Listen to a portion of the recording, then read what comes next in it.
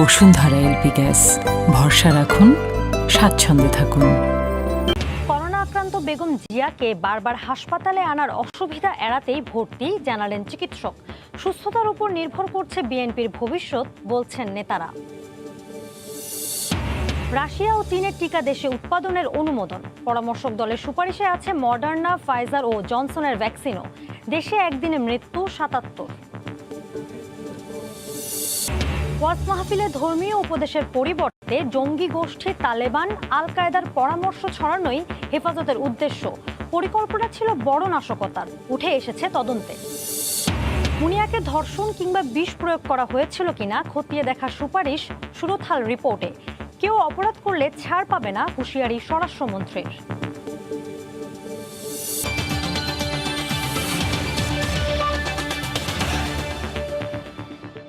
দেখছিলেন শিরোনাম। জনপদের সঙ্গে আছি আমি Jennifer Kamal. Bashundhara LP gas, ভরসা রাখুন, স্বাচ্ছন্দ্যে থাকুন। করোনায় আক্রান্ত বেগম খালেদা জিয়াকে বারবার হাসপাতালে আনার অসুবিধা এড়াতেই তাকে রাজধানীর এভারকেয়ার হাসপাতালে ভর্তি করা হয়েছে। ব্যক্তিগত চিকিৎসক জানান, বয়স ও স্বাস্থ্যগত অবস্থা বিবেচনা করে বেগম জিয়াকে আরও 2 থেকে 3 দিন হাসপাতালে থাকতে হবে।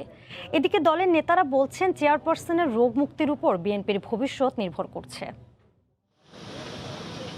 করোনা ভাইরাসে আক্রান্ত হওয়ার 19 দিন পর বিএনপি চেয়ারপারসন বেগম খালেদা জিয়াকে মঙ্গলবার রাতে রাজধানীর এভারকেয়ার হাসপাতালে নিয়ে যাওয়া হয় কিছু শারীরিক পরীক্ষার জন্য। সেখানে ভর্তির পর চিকিৎসকরা জানান, ফুসফুসে সামান্য সংক্রমণ থাকলেও বেগম জিয়ার শারীরিক অবস্থা স্থিতিশীল রয়েছে। বুধবার সকালে মোবাইল ফোনের সময় সংবাদকে বেগম জিয়ার স্বাস্থ্যগত অবস্থা জানান তার ব্যক্তিগত চিকিৎসক AZM জাহিদ হোসেন। তিনি বলেন, বেগম জিয়ার বিভিন্ন পরীক্ষা নিরীক্ষা চলছে। বয়স ও শারীরিক অবস্থা বিবেচনায় আরও 2 থেকে 3 দিন বিএনপি চেয়ারপারসনকে হাসপাতালে থাকতে হবে। সুস্থ আছে, স্টেবল আছে এবং আপনাদের কাছে দোয়া চাইছে, এইটুকুর বাইরে আর কিছু বলার না। 2-3 দিন তো লাগে, একটা নর্মাল এই বয়সের মানুষের একটা চেক আপ করতে 2-3 দিন লাগে না। এদিকে বেগম জিয়া রোগমুক্ত হওয়া জরুরি মন্তব্য করে দলের এই ভাইস চেয়ারম্যান বলেন, তার রোগমুক্তির উপর নির্ভর করছে দেশের রাজনীতির গতি প্রকৃতি ও বিএনপির ভবিষ্যৎ। বেগম খালেদা জিয়া বিএনপির প্রাণ শক্তি এবং সকল অনুপ্রেরণার উৎস, এবং বেগম জিয়ার রোগ মুক্তির উপরে এই দেশের রাজনৈতিক গতি প্রকৃতি অনেকটাই নির্ভর করে। বিশেষ করে বিএনপির ভবিষ্যৎ তো অঙ্গাঙ্গিভাবে বেগম খালেদা জিয়ার রোগ মুক্তির সাথে জড়িত। বেগম জিয়া সুস্থ হয়ে উঠলে বিএনপির নেতাকর্মীরাও উজ্জীবিত হয়ে উঠবেন বলে মন্তব্য করেন মেজর অবসরপ্রাপ্ত হাফিজ। তিনি অসুস্থ হলে দল অসুস্থ হয়ে পড়ে, তিনি সুস্থ হলে দল উজ্জীবিত হয়ে পড়ে। সালাউদ্দিন সুমন, সময় সংবাদ, ঢাকা। চীন ও রাশিয়ার ভ্যাকসিন বাংলাদেশে উৎপাদনের নীতিগত অনুমোদন দিয়েছে অর্থনৈতিক বিষয়ক সংক্রান্ত মন্ত্রিসভা কমিটি। দুপুরে বৈঠক শেষে অনলাইন ব্রিফিংয়ে কথা জানান অর্থমন্ত্রী। এদিকে ঝুঁকি, প্রাপ্যতার সম্ভাবনা ও সক্ষমতা বিচার করে সিনোভ্যাক, জনসন, মডার্না ও ফাইজারের টিকার প্রতি আপাতত আস্থা পরামর্শক দলের। তবে বিভিন্ন ধরনের টিকা একসঙ্গে প্রয়োগের ক্ষেত্রে কঠোর ব্যবস্থাপনার তাগিদ বিশেষজ্ঞদের। এদিকে করোনায় আক্রান্ত হয়ে দেশে একদিনে আরও 77 জনের মৃত্যু হয়েছে। যোগাযোগ করেছি, সময় মতো সেরামের টিকা সরবরাহ না হওয়ায় টিকা নিয়ে সংশয় আর শঙ্কা দানা বেঁধেছে চলতি মাসের শুরু থেকেই। সংকট কাটাতে সরকারের নানামুখী পদক্ষেপ চলতি সপ্তাহের শুরু থেকেই চোখে পড়েছে। মঙ্গলবার রাশিয়ার টিকা স্পুতনিক ভি জরুরি ভিত্তিতে আমদানি ও ব্যবহারের অনুমতি দিয়েছে ঔষধ প্রশাসন অধিদপ্তর। তবে শুধু অ্যাস্ট্রাজেনেকা আর স্পুটনিক ভি নয়, যুক্তরাষ্ট্রের Pfizer, Moderna, Johnson and Johnson, চীনের সিনোভ্যাক, এই 6টি টিকা জরুরি অনুমোদন দিতে সরকারকে সুপারিশ করেছে টিকা নিয়ে জাতীয় পরামর্শক কমিটি। তারা বলছেন, গণটিকা নিশ্চিত করতে দরকার সর্বোচ্চ সংখ্যক টিকার মজুত। পাশাপাশি ঝুঁকি, টিকার কার্যকারিতা, সংরক্ষণ এসব বিষয় মাথায় রেখেই এই টিকাগুলোকে প্রাধান্য দিয়েছে কমিটি। সম্ভাব্য যে কয়টা টিকা আছে যেগুলো কার্যকারিতা ভালো, সবগুলোর কথাই আসছে। কোভ্যাক্স যে ইনিশিয়েটিভ, সেখানে তারা কিন্তু একটা টিকা দেবে তা না, তারা যে কোনো টিকাটাই দিতে পারে। তো সুতরাং আমাদের যদি সরকারের এরকম প্রস্তুতি থাকে যে টিকাই আসুক আমরা সেটা যেন নিতে পারি। তবে একসঙ্গে এতগুলো ভ্যাকসিন আলাদা করে প্রয়োগ এবং সঠিক ডোজ নিশ্চিত করতে সরকারকে টিকা ব্যবস্থাপনার দিকে বাড়তি নজর দেওয়ার তাগিদ বিশেষজ্ঞদের। প্রথমে হচ্ছে আমাকে অনেক বেশি ভ্যাকসিন সেন্টারটা বাড়িয়ে ফেলতে হবে। 55-র ঊর্ধ্বে যারা, ওদেরকে কোনো ধরনের রেস্ট্রিকশন থাকা উচিত না, ওরা অন দি স্পট দেবে। চীন ও রাশিয়ার ভ্যাকসিন বাংলাদেশে উৎপাদনের নীতিগত অনুমোদন দিয়েছে অর্থনৈতিক বিষয়ে সংক্রান্ত মন্ত্রিসভা কমিটি। বিকল্প হিসেবে আমরা রাশিয়ান স্পুটনিক আর চায়নার সাইনোফার্ম, যেটা আমরা সাইনোভ্যাক হিসেবে জানি, এই দুটি দেশ এবং এই দেশের সংশ্লিষ্ট সংস্থা যারা আছে তাদের সাথে আলোচনা চলছে আমাদের এই বিষয়ে ব্যবস্থা নেওয়ার জন্য। এ পর্যন্ত 2 ডোজ টিকা মিলে সিরাম থেকে আনা অক্সফোর্ড অ্যাস্ট্রাজেনেকার টিকা নিয়েছেন 83 লাখ মানুষ। সরকারের কাছে মজুদ আছে আরও 20 লাখ ডোজ। রাশেদ লিমন, সময় সংবাদ, ঢাকা। এদিকে স্বরাষ্ট্রমন্ত্রী জানান, হেফাজতে ইসলামের সাম্প্রতিক কর্মকাণ্ডে আরেকটি শাপলা চত্বরের দুর্ভিসন্ধির তথ্য বেরিয়ে এসেছে তদন্তে। সকালে ধানমন্ডিতে নিজ বাসায় সাংবাদিকদের এ কথা বলেন তিনি। হেফাজতকে কারা অর্থায়ন করছে তা তদন্ত করে দেখা হচ্ছে বলেও জানান মন্ত্রী। এগুলো সব যদি একসঙ্গে মূল্যায়ন করেন, অবশ্যই এটা রাজনৈতিক অভিলাষ ছিল। এটা এদের মাধ্যমে একটা কিছু করানো যায় কিনা, যেটা আমরা বিগত দিনে সেই শাপলা চত্বরে যে ঘটনাটা দেখেছিলাম, এইরকম একটা করা যায় কিনা, সেই রকম একটা প্রচেষ্টা চালানোর একটা অভিসন্ধি ছিল বলে আমরা এখনো আমাদের তদন্তে চলে আসছে। যে সমস্ত মামলাগুলি হয়েছে সেগুলি আইন অনুযায়ী সেগুলো ব্যবস্থা হবে। এক সপ্তাহ ধরে বন্ধ রয়েছে ভারত থেকে অক্সিজেন সরবরাহ। এমন সংকটময় মুহূর্তে চট্টগ্রামের শিল্প গ্রুপ আবুল খায়েরের ঘোষণা দিল অক্সিজেন সরবরাহের। তাদের নিজস্ব প্লান্ট থেকে প্রতিদিন 20 টন অক্সিজেন দেওয়া হবে বলে জানায় গ্রুপটি। নূরজামাল আতিকের ক্যামেরায় শফিকুল আলমের প্রতিবেদন। মহামারী করোনা যখন ভয়ঙ্কর রূপ ধারণ করছে, তখন ভারত নিজেদের চাহিদা মেটাতে ঘোষণা দিল বাংলাদেশে রপ্তানি করবে না অক্সিজেন। এতে কিছুটা উদ্বেগ আর চিন্তার ভাঁজ সাধারণ মানুষের মাঝে। এমন সংকটময় মুহূর্তে চট্টগ্রামে শিল্প গ্রুপ আবুল খায়ের দিল সুখবর। তারা ঘোষণা দিয়েছে ভারত থেকে আমদানি করা 50 টন পরিমাণ লিকুইড অক্সিজেনের চাহিদা পূরণ করবে। 260 টন অ্যাভেলেবেল আছে, তার মধ্যে আমরা ধরুন ইমিডিয়েটলি আমরা 20 টনের মতন অ্যাভেলেবেল করেছি লিকুইড ফর্মে। যেটা বাংলাদেশের যে রিকোয়ারমেন্ট, যেটা বাংলাদেশ ধরুন এখন যেটা দেখতেছি আমরা যে টোটাল রিকোয়ারমেন্ট আছে 200 টনের মতন দিনে, আমাদের ক্যাপাসিটি 260 টন। তো সেই হিসাবে ধরেন আমাদের এক্সেস ক্যাপাসিটি আছে। আমাদের যে লিকুইড প্রোডাকশন আছে 15-20 টন এই প্রতিদিন, এইটা আমরা এখন বিভিন্ন হসপিটালে আমরা এটা সরবরাহ করার জন্য আবুল খায়ের কর্তৃপক্ষ সিদ্ধান্ত নিয়েছে। চট্টগ্রামের সীতাকুণ্ড উপজেলায় একেএস অক্সিজেন প্লান্টে প্রতিদিন উৎপাদন হয় 260 টন। প্লান্ট থেকে প্রতিদিন 20 টন সরবরাহ করা হবে হাসপাতালগুলোতে। প্রয়োজনে কারখানা বন্ধ করেই অক্সিজেন দেয়া হবে বলে জানান তারা। আমরা মজুতও বজায় রাখবো এবং সাপ্লাইও বজায় রাখবো। আমাদের দেশের যে ক্রান্তিকালটা ওভারকাম করা যায়, এটা আমরা চেষ্টা করছি। দেশের জানমাল রক্ষার জন্য আমরা প্রয়োজনে আমাদের শিল্প প্রতিষ্ঠান বন্ধ করে দিয়ে আমরা অক্সিজেনটা পুরোটা মেডিকেলের দিকে সাপ্লাই দিব। 2020 সালে আবুল খায়ের গ্রুপ 10,000 অক্সিজেন সিলিন্ডার রিফিলের পাশাপাশি 5,000 সিলিন্ডার বিনামূল্যে বিতরণ করে। এছাড়া 20টি হাসপাতালে কেন্দ্রীয় অক্সিজেন সরবরাহের ব্যবস্থা করে দেয় গ্রুপটি। দেশীয় কারখানাগুলোতে অক্সিজেনের সক্ষমতা থাকার পরও ভারতসহ বিভিন্ন দেশ থেকে অক্সিজেন আমদানি করেছে দেশের নানা প্রতিষ্ঠান। কিন্তু এই দুঃসময়ে দেশের মানুষের পাশে এসে দাঁড়িয়েছেন আবুল খায়ের মতো দেশের বড় বড় শিল্প গ্রুপগুলো। চট্টগ্রামের আবুল খায়ের শিল্প কারখানা থেকে শফিকুল আলম, সময় সংবাদ। চট্টগ্রাম মেডিকেল কলেজ হাসপাতাল কর্তৃপক্ষের 2 ঘন্টার বৈঠকের পরও ইন্টার্ন চিকিৎসকদের কর্মবিরতির বিষয়ে কোনো সমাধানে আসা সম্ভব হয়নি। দোষীদের আইনের আওতায় না আনা পর্যন্ত তারা কর্মবিরতি চালিয়ে যাওয়ার ঘোষণা দিয়েছেন। চিকিৎসকদের ওপর হামলার ঘটনায় তদন্তে 3 সদস্যের তদন্ত কমিটি গঠন করা হয়েছে বলে জানায় হাসপাতালের পরিচালক। বিস্তারিত জানাচ্ছেন পার্থপ্রতিম বিশ্বাস। চট্টগ্রাম মেডিকেল কলেজ হাসপাতালের ইন্টার্ন চিকিৎসকদের উপর ছাত্রলীগ ও বহিরাগতদের হামলার প্রতিবাদে কর্মবিরতি পালন করছে ইন্টার্ন চিকিৎসকরা। হাসপাতালের কোনো ওয়ার্ডে চিকিৎসা দিতে দেখা যায়নি চিকিৎসকদের।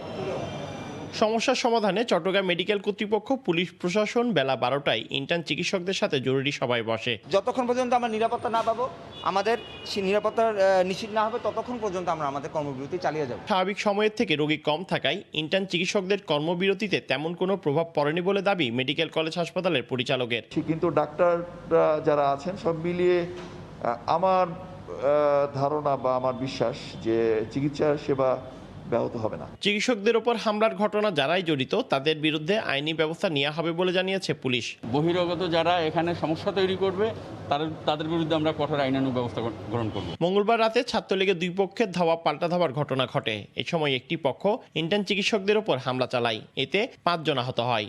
এর আগেও এই 2 পক্ষের মধ্যে বিভিন্ন সময় আধিপত্য বিস্তারকে কেন্দ্র করে সংঘর্ষের ঘটনা ঘটেছে। পার্থপ্রতিম বিশ্বাস, সময় সংবাদ, চট্টগ্রাম। রোদে পুড়ছে সারা দেশ, তাপমাত্রা ওঠানামা করছে 38 থেকে 41 ডিগ্রি সেলসিয়াসে। বিপর্যস্ত জনজীবন চলতে পারে মের প্রথম সপ্তাহ পর্যন্ত। ছাতা ছাড়া বাইরে বের না হতে এবং তরল খাবার গ্রহণের পরামর্শ দিয়েছেন চিকিৎসকরা। আবুল কালাম আজাদের ছবি ও জুয়েল মৃধার তথ্য নিয়ে রিপোর্ট। টানা 4 দিনই দেশের সর্বোচ্চ তাপমাত্রা ছিল যশোরে। মঙ্গলবার পারদ কিছুটা নেমে 38 ডিগ্রিতে এলেও বুধবার আবার ঊর্ধ্বমুখী। তীব্র এই গরমে কাহিল হয়ে পড়েছেন সাধারণ মানুষ, বিশেষ করে দুর্ভোগে শ্রমজীবীরা।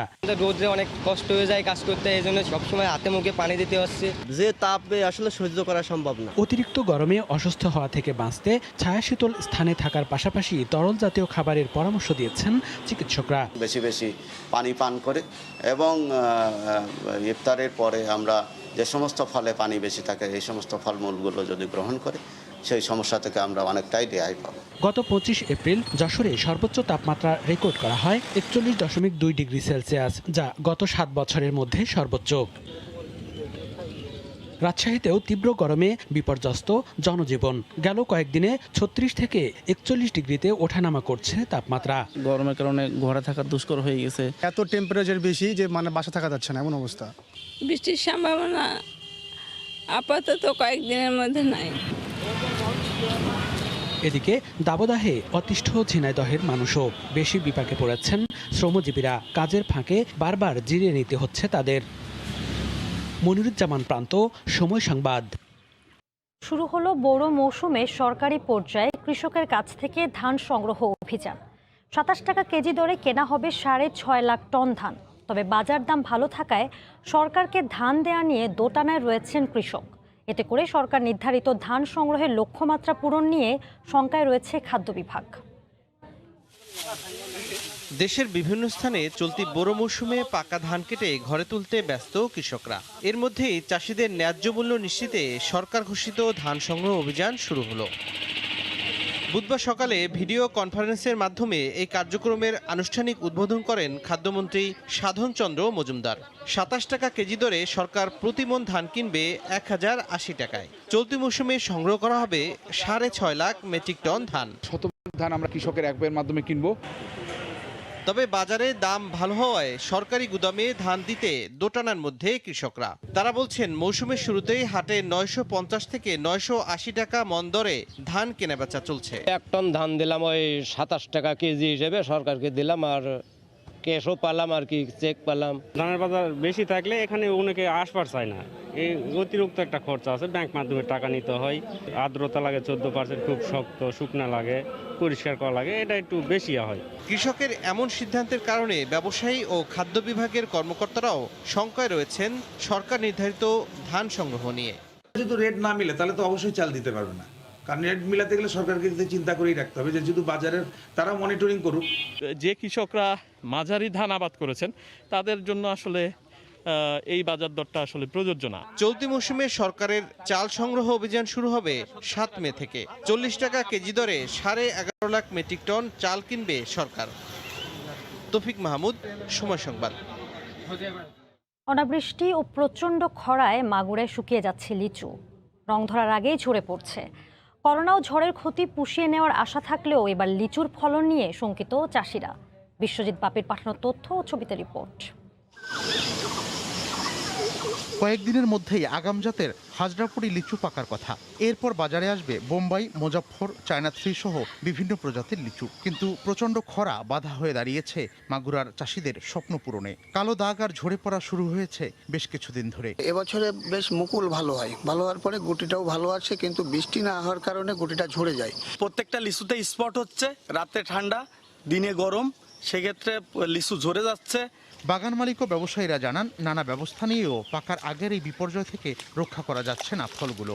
প্রতি বছর আমরা 2-3 লক্ষ টাকা এই সময় লিচু বিক্রি করে ঘরে তুলে ফেলি, কিন্তু এবছর এখনো আমরা লিচু বিক্রি করতে পারিনি। আমাদের এখানে সবজি খুব একটা হয় না, আমার লিচুর বাগানে আমাদের সংসার চলে। যে টাকা দিয়ে লিচু বাগান কিনছি সেই পরিমাণ টাকা এখন উঠবে না। মাঠ পর্যায়ে কৃষকদের প্রশিক্ষণ ও পরামর্শ দেওয়ার কথা জানান জেলা কৃষি সম্প্রসারণ অধিদপ্তরের কর্মকর্তা। এর পরবর্তীতে যে লক্ষণগুলো দেখা যাবে যে হঠাৎ করে দেখা যাবে লিচু ফেটে যাবে, বৃষ্টি হলে হঠাৎ করে লিচু ফেটে যাবে, এই জন্য আমরা কৃষকদেরকে অব্যাহতভাবে পরামর্শ দিয়ে যাচ্ছি তারা জন্য সকালে বিকালে সাদা পানি স্প্রে করে। মাগুরায় প্রায় 600 হেক্টর জমিতে ছোট বড় 1600-রও বেশি লিচু বাগান রয়েছে। এর মধ্যে সদরের 50টি গ্রামে জেলার 70% লিচু উৎপাদন হয়। সময় সংবাদ, মাগুরা। চিনি মসজিদ চীনামাটির উপকরণে তৈরি বলে এমন নামকরণ। শুধু গঠনশৈলী নয়, বয়সের হিসেবেও ঐতিহ্যের ধারক নীলফামারীর সৈয়দপুরের এই মসজিদটি। শাকির হোসেন বাদলের তথ্য ও ছবিতে রিপোর্ট। দৃষ্টিনন্দন মসজিদটি 158 বছরের ইতিহাস ঐতিহ্যের সাক্ষী হয়ে আছে। 3টি বড় গম্বুজ ও 52টি মিনার নিয়ে গড়া স্থাপনাটি দেখতে আসেন দূর দূরান্তের মানুষ। 1863 সালে নীলফামারীর সৈয়দপুরে বাকের আলী ও মুখুছন নামে স্থানীয় দুই ব্যক্তির উদ্যোগে বাঁশ খড় দিয়ে এর নির্মাণ কাজ শুরু হয়। তবে পাকা ভবন তৈরি শুরু হয় 1920 সালে। কলকাতা থেকে মরমর পাথর, চীনামাটির টুকরো এনে নান্দনিক দৃশ্য ও কুরআনের আয়াত লেখা হয় দেয়ালে। অনেক দূর থেকে এই মসজিদে নামাজ পড়তে আসছি শুধুমাত্র এই মসজিদটির সৌন্দর্যের কারণে। এলাকাবাসীর সহায়তা নিয়ে আয়তন আরও কিছুটা বাড়ানো হয় 1965 সালে। এরপর আরও একবার স্থানীয়দের অর্থায়নে পরিসর কিছুটা বাড়ানো হলেও সংস্কার বা উন্নয়ন কাজ আর এগোয়নি। এই মসজিদকে নিয়ে খুবই গর্ববোধ করি, কিন্তু দুঃখের বিষয় হচ্ছে যে এটি সংস্কার এবং সংরক্ষণের জন্য আমাদের কাছে তেমন কোনো পদ্ধতি নেই। ঢাকা দিকে আসে, সিলেট দিকে আসে, চট্টগ্রাম দিকে আসে, বলেই যায় ঠিক আছে আমরা চেষ্টা করব, আজ পর্যন্ত কোনো চেষ্টা হয় না। বহু বছর ধরে সংস্কার না হওয়ায় ছাদের গম্বুজ ও মিনারে ফাটল দেখা দিয়েছে, যা মুসল্লিদের জন্য ঝুঁকি তৈরি করছে বলে জানালেন খতিব। এটা সংস্কার অত্যন্ত জরুরি, না হলে আমাদের এই ঐতিহাসিক জিনিস হয়তো দেখা যাবে কিছুদিন পর নষ্টের দিকে, ধ্বংসের দিকে চলে যাবে। সরকারের কাছে আকুল আবেদন করব যেন মসজিদের দিকে আমাদের একটু নজর দেয়। এলাকাবাসীর মন্তব্য, প্রত্নতাত্ত্বিক মর্যাদা দিয়ে মসজিদটির রক্ষণাবেক্ষণ করা না হলে স্থাপনাটি নিশ্চিহ্ন হয়ে যাওয়ার আশঙ্কা রয়েছে। সময় সংবাদ, নীলফামারী। জানিয়ে দিচ্ছি জনপদের সময় শিরোনামগুলো। করোনা আক্রান্ত বেগম খালেদা জিয়া বারবার হাসপাতালে আনার অসুবিধা এড়াতেই ভর্তি, জানালেন চিকিৎসক। সুস্থতার উপর নির্ভর করছে বিএনপির ভবিষ্যৎ, বলছেন নেতারা। রাশিয়া ও চীনের টিকা দেশে উৎপাদনের অনুমোদন, পরামর্শক দলের সুপারিশে আছে মডার্না, ফাইজার ও জনসনের ভ্যাকসিনও। দেশে একদিনে মৃত্যু 77। এই ছিল এখনকার মতো, সঙ্গে থাকুন সময়।